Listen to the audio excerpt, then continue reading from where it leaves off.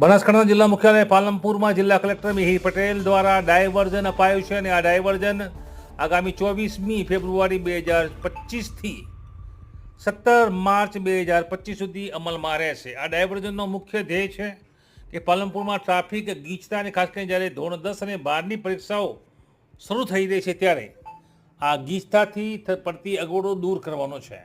જિલ્લા કલેક્ટર મિહિર પટેલનું આ જાહેરનામું એવા પ્રકારનું છે કે રાજસ્થાન તરફથી આવતા વાહનોને ચિત્તાસણીથી વાઘરોડ થઈ જે ડીસા તરફ જતા વાહનો છે તેને ડાયવર્ઝન આપવામાં આવ્યું છે। તે વાહનો ચિત્તાસણીથી વાઘરોડ તે બાદ ચંડીસર અને ચંડીસરથી ડીસા તરફ પ્રયાણ કરશે।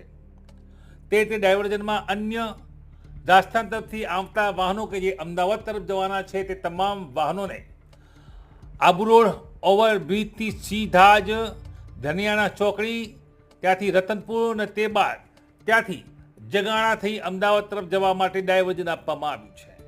આ મુખ્ય બે પ્રવાહ ધસમસતા વાહનના આ પ્રવાહ કે જેનાથી વારંવાર ટ્રાફિક જામ થતો હતો તેને ડાયવર્ઝન આપવાનો ઐતિહાસિક નિર્ણય લઈ જિલ્લા કલેક્ટરે નોટિફિકેશન જાહેર કર્યું છે। આ નોટિફિકેશન આગામી 24મી ફેબ્રુઆરીથી અમલમાં આવશે જેથી ટ્રાફિક પેચીદા પ્રશ્ન કે જે પાલનપુરમાં મુખ્ય પ્રશ્ન મને તે હળવા થવાની શક્યતા જોવાઈ રહી છે। આ કાયમી ઉકેલ નથી, જો કે પરીક્ષા સમયે કરાયેલું આ ડાયવર્ઝન હાલ તો શહેરીજનો આવકારદાયક માની રહ્યા છે। ત્યારે હાલ આ સ્થિતિમાં શું છે બનાસકાંઠા જિલ્લા મુખ્યાલય પાલનપુર ડાયવર્ઝન તેની સ્થિતિમાં ટ્રાફિક નિયમનનું આ જાહેરનામું આવવું જોઈએ।